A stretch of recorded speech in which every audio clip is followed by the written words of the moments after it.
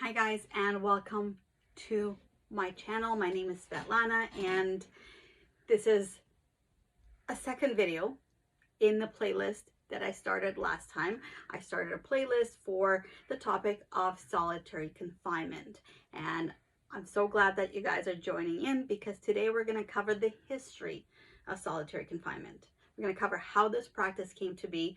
It is still going now, but how it started, the origins of it.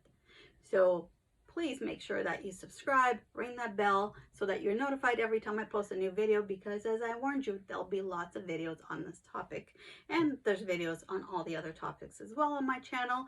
Go watch all of them and, click thumbs up on all of them, because this is your free way of supporting me. I played it innocent, a feel of discontent.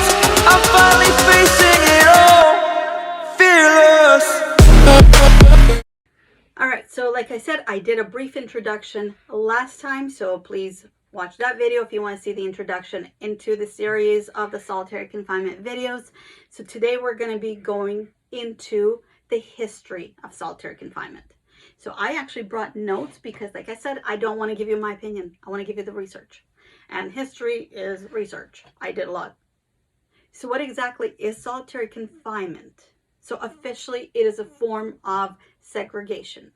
This is where incarcerated individuals are separated from general population for various reasons for almost 24 hours a day. For almost 24 hours per day at the most, because that's as many hours as there are in a day, for periods of days, weeks, months, and even years.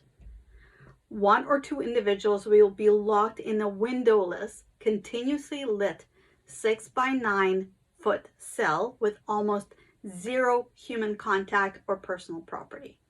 That is the official definition of it. There are many terms for this kind of practice, and many different terms are still used or being coined, being brought in, whether it is by officials or by the inmates. But for now, we're going to summarize it as prison within prison, because that's what it is. The inmates are taken from prison into a more prison-like place. The inmates sometimes refer to it as the whole. There's other names for it. Again, I will have a video on all the terminology and all the slang, but there's a reason they say it's the whole. So before we go into all this, let's take a look at how that idea originated. So let's do some time travel, because we're going to go all the way back. The practice of solitary confinement traces all the way back to the time when social and prison reformers in the late 1780s promoted isolation. It was a humane alternative to existing corporal punishment. They believed that the silence in solitary cells would allow prisoners to reflect on their transgressions, and that would lead to a moral and spiritual reform and induce penitence. But it soon became apparent that this practice was causing more harm. The prisoners were hallucinating, they were becoming depressed, anxious, panicky, apathetic, agitated, confused, and delusional, and most were harming themselves. So by 1890s, this practice fell out of favor in penal institutions. As incarceration increased, though, the overcrowding bred violence, and solitary confinement reemerged as an option. It was an option to manage the volatility within the prisons, and misuse of it has grown since the 1970s. Like I said, misuse. Of course, the actual daily practice of solitary confinement goes way, way, way back to the times of 19th century. This is when the Quakers in Pennsylvania used this method as a substitution for public punishments. Originally, Benjamin Rush, Benjamin Franklin, and several Quaker leaders first instituted solitary confinement at Walnut Street Jail in Philadelphia, believing that total isolation and silence would lead to penitence. This is where the term penitentiary was actually coined from. The whole that term became used as inmates were stripped naked and held in rooms entirely made of concrete. So scraps of food were shoved through a small hole in the door, and they were forced to use another hole in the floor as a toilet.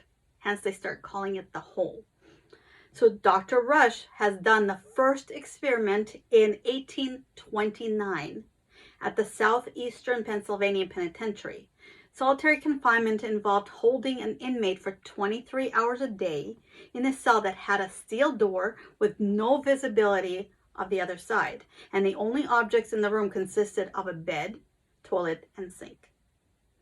The inmates were served meals through the tiny slot in the door, and they did not interact with guards unless they were being escorted into showers, infirmary, or legal proceedings.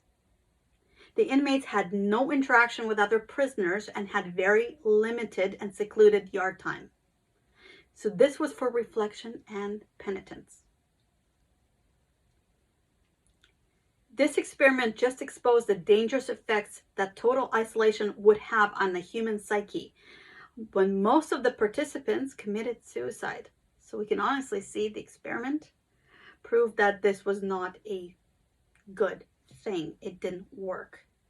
So regardless of the results, U.S. government kept conducting these experiments over and over again, and eventually instilled this method of punishment into the most prisons. And that's why we see that today. Solitary confinement began to seriously be practiced when Alcatraz Federal Prison was built, which was 1934, and it housed the nation's most ruthless criminals, the worst of the worst. There was a section known as the D block, and that was dedicated entirely to solitary confinement. But there was an even more specialized area of the D block called the hole, where the real horrors occurred. In there, the inmates were stripped naked and held in the rooms. The goal was not to just restrict inmates and confiscate their access to other individuals, but it was also to punish and completely humiliate them. So although Alcatraz closed 29 years later, a modernized version of solitary confinement began to be inserted into U.S. prisons in 1960s, where the government not only built special wings in current prisons, and those wings are supposed to model the D block. However, also new supermax prisons where an entire facility was dedicated to solitary confinement were developed as well. Multiple studies since have shown that solitary confinement is a barbaric and torturous method of punishment that can be worse than physical pain. There's no indication of time or outside life, which can lead to inmates feeling forgotten, and it forces them to question their very own existence. Most develop anxiety, depression, they become deranged. Most of them resort to self-harm and suicide. PTSD effects continue beyond release from prison.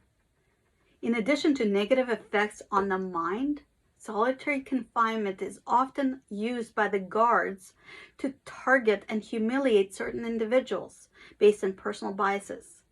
Black inmates are much more likely to end up in solitary confinement. So are members of LGBTQ community. Housing an inmate in solitary confinement also costs 3 times more than regular cells.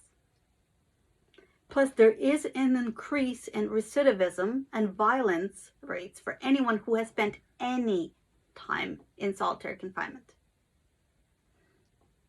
The suffering of prisoners is not acknowledged, and it's even celebrated, as the stigma around incarcerated individuals leaves the public with such a negative view. Logically, we know we can't lock people up and throw away the key, all while calling it rehabilitation. While research shows that it accomplishes the opposite. If the goal of prison is to truly reform, then citizens must force the government to reevaluate the use of the hole. So that is how solitary confinement became existent, and it is used and overused today. United Nations Convention Against Torture defines this as a state-sanctioned act by which severe pain and suffering, whether physical or mental, is intentionally inflicted on a person for information, punishment, intimidation, or for reasons based on discrimination. It is a cruel, inhumane, or degrading treatment proven to harm rather than rehabilitate. So knowing all of this, that this is the official definition of this practice, it boggles my mind personally that it's continuing to be used every single day. So I hope that this long journey into the past gives you an idea of how it started and the fact that it is used today and how it is used today, and how even the United Nations calls it wrong, calls it a torture, calls it mental and physical suffering, and calls it intimidation and discrimination. And yet we continue to use it every single day. So in the next video, what I want to do is go into details of what solitary confinement actually is today, right now, how it works. And I use that term loosely, but how it is set up. So at least legally, how it is set up in a penal institution, what is included, as well as the pros and cons of this method of punishment. There are actually government sanctions, pros and cons, or what they consider them to be. And that may actually surprise you. So join me in the next video. We're going to cover that. I hope you guys have a good day today. I'll see you next time.